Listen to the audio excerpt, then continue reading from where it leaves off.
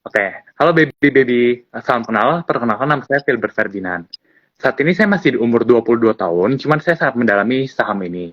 Dan kebetulan di usia ini saya beruntung udah bisa financial freedom.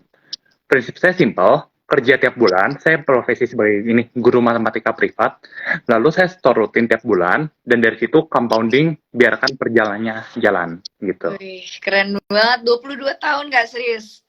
Iya. Wih, keren. Masih muda banget ya. Ternyata bahkan Kak Filbert lebih muda dari aku.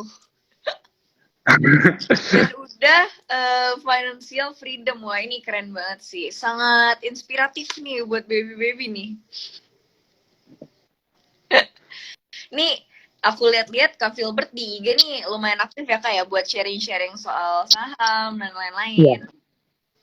Oh iya, bentar ya Kak. Aku Filbert nih keren banget ya. Halo Kak, gimana? halo. Udah. Aku udah bilang ya? di grupnya. Ya. Oke. Nih mungkin gimana Kak? Tadi cerita-cerita dulu kali ya soal akun Instagram Kakak. Boleh. Apakah ada Nah, timnya atau memang Kak Filbert ngejalanin sendiri? Gimana tuh Kak? jadi kalau misalnya kalian bisa lihat di IG saya tuh Filbert F7. Nah, itu jadi IG itu kalau konten tuh semuanya dari aku. Cuman kalau dibilang, aku jujur aku nggak ngerti apa-apa soal editing, soal social media marketing, itu aku nggak bisa. Itu emang ada partner aku, dia yang jalanin, gitu. Jadi kita bagi tugas lah.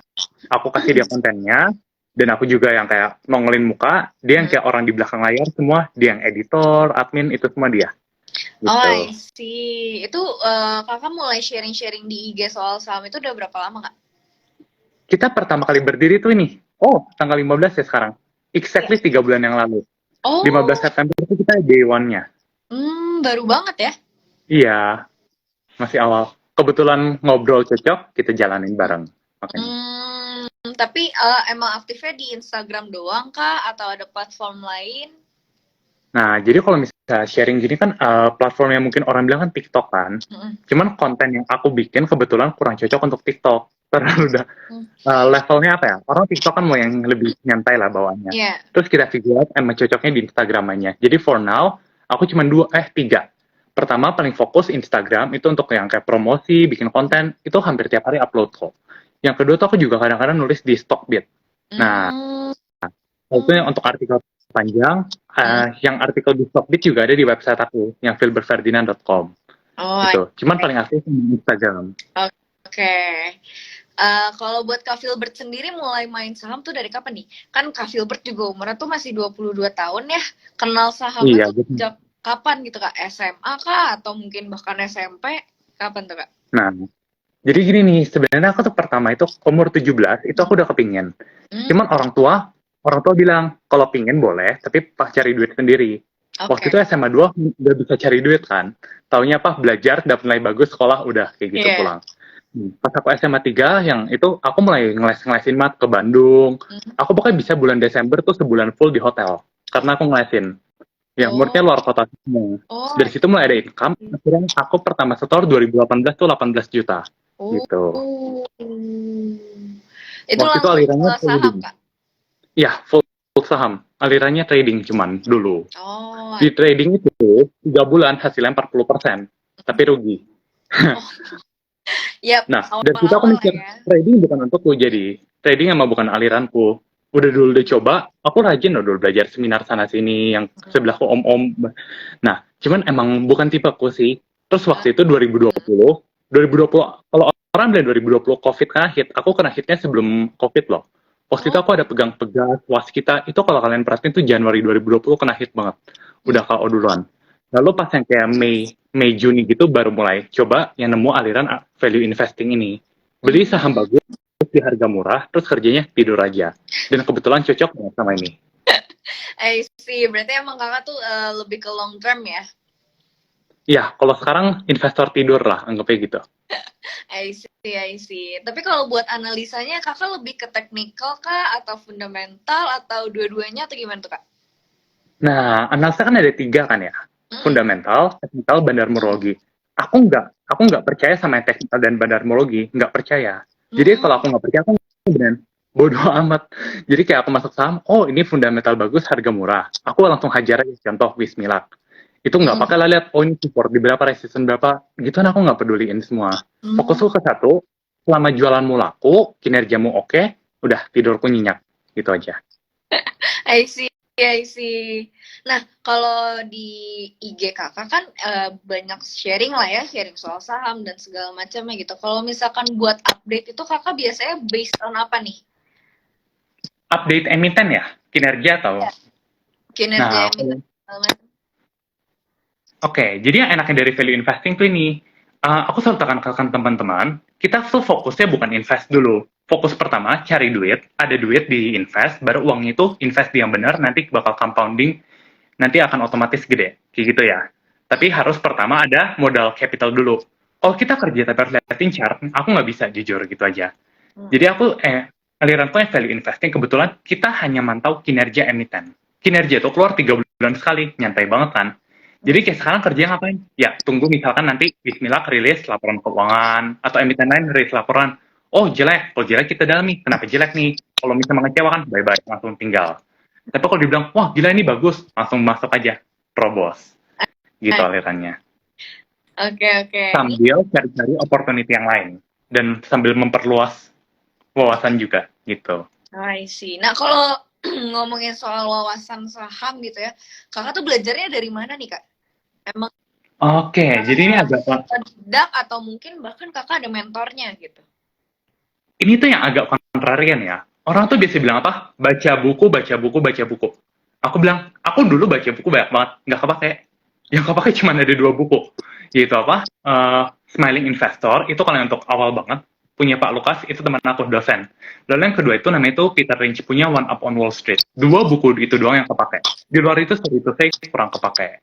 Jadi aku bilang lebih baik, kita apa? Cari komunitas yang cocok, kita join komunitas itu, terus di sana akan otomatis ilmu kita bertambah gitu. Kebetulan untuk komunitas, aku juga ada komunitas. Ada ya, untuk detailnya bisa cek di IG. Dan dari sebelum kita bikin, emang aku udah join di 8 komunitas lain juga. Jadi dari situ, oh percayalah, dimanapun kita berada, pasti ada sesuatu yang bisa kita pelajari di sana. Asal kita mau terbuka. Gokil. Berarti emang lebih karena banyak sharing sama teman-teman investor lain juga ya, Kak ya? Jadi ya. Iya, komunitas itu penting. I see. Oke, ini ngomongin soal emiten nih ya, Kak ya. Ini kan sekarang kayaknya marketnya lagi agak gimana gitu. Nah, wah lagi pusing banget ini. Makanya. Pusing banget Desember, parah. Kalau dari Kak Filbert sendiri gimana nih, Kak? Menurut Kakak ada kayak emiten yang kayaknya ya ini oke lah gitu buat dilirik, apa tuh, Kak? Oke, kalau emiten jadi kan aku gini prinsipku. Diversifikasi itu kamu lakukan kalau kita tidak tahu apa yang kita lakukan. Kalau kita nggak yakin, kita diversifikasi. Pemula justru aku saranin pegang 8-12 saham. Nah, tapi kalau udah makin ke sini, aku makin pikir, oh, dari awal tuh aku sukanya pegangnya 3-5 emiten. Styleku begitu. Jadi kita cari, mana sih yang kita paling naksir, hajar semua. Kebetulan saat ini aku pegang 4 saham. Ya, aku komposisi itu 40, 20 secara persen. Aku nggak pernah pegang cash. Kalau style aku. Gitu kan selera. Nah, yang paling gede itu kebetulan yang 40% tuh aku ada di PT Wismilak itu. Wismilak Inti Makmur, rokok. Gitu. Orang nggak suka pesan rokok, aku malah suka banget. Kenapa? Karena gini, kan rokok jadi ada Sampurna Malt, itu harga berapa ya? 28 per bungkus, 28.000. Mahal itu. Ini Wismilak punya di Not Evo, kita sebenarnya Evo biru, 19.000 doang. Kamu harga selisih 9.000, rasa beda dikit. Misalnya rasa 10, ini paling 9 atau 8. Not bad loh. Untuk selisih 9.000, dan tahun depan, cukai naik gimana nih? Makin banyak orang bakal pindah dari Sampurna ke Wismilak. Di situ apa? Kejatuhan apa ya? Down trading istilahnya. Orang turun kelas, jadi kita ketiban rezeki. Itu yang menarik dari emitennya. Oke. Ada lagi nggak Kak selain rokok? Yang ini, sektor atau emiten nih? Emiten dulu nih, kita bahas emiten dulu. Okay. Kalau emiten paling aku suka juga ya, batu bara. Di batu bara tuh hampir semua menarik saat ini. Misalkan kita cari yang valuasi yang menarik. Gitu. Cuman kalau batu bara bedanya sama rokok. Rokok ini contoh Wismilak ya. Aku tuh aku beli dan aku akan tinggal tidur 12 bulan. Bodo amat. Gitu. Tapi kalau batu bara, itu kan batu bara bagus karena harga tinggi. Kalau nanti harga batu bara turun, habislah nasib kita. Makanya kita harus pantau harga batu bara itu seminggu sekali. Beda itu. Untuk batu bata, satu favoritku di ini sekarang, PTBA. PTBA ya? gitu. Ya. Oke, oke. Nah, kalau itu kan tadi bahas soal emitennya gitu ya, Kak. Ini kan dikit lagi udah 2023 nih. Ada nggak sih persiapan dari Kak Filbert menuju 2023 gitu? Ada nggak, Kak? Nah, mungkin sebelum ngomongin 2023, aku bahas tentang Desember sedikit ya. Boleh. Desember itu orang selalu bilang apa? Window dressing, window dressing. Iya. 20 tahun terakhir rata-rata IHSG naik 4%. Kita pikir apa? Wah, kita pikir tahun ini Desember bakal naik banyak. Makanya aku bilang apa? Kalau ada cash, belanjain aja. Tapi tahu-tahu ada si Goto. Goto turun, lalu apa? Capital outflow yang dari Indo, yang dari BCA, BRI, gitu-gitu pada lari ke China juga. Gara-gara China mulai reopening, investor pindah. IHSG pada drop. Jadi jujur aku bilang, Desember so far itu kurang enak. Kondisinya seperti itu. Iya. Nah, untuk tahun 2023 sih harapanku gini. Harapanku adalah, kalau aku pribadi, aku fokusnya ke kinerja emiten.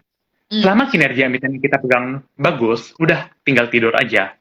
Kalau orang biasa terlalu bilang, oh IHSG naik 1%, 2%, IHSG bakal naik 10%. Pertanyaanku, emang kita pegang IHSG? Enggak kan? Iya. Argumen orang tuh sering gini, IHSG naik, saham kita bakal naik. Justru kalau aku lebih tekankan, paling penting di atas IHSG atau market overall itu apa? Kinerja dulu. Kalau kinerja udah aman, barulah kedua kita pandang itu IHSG. Terus Baciknya ngomong yang influencer sebelah, tapi jangan sebut nama ya, bilang resesi.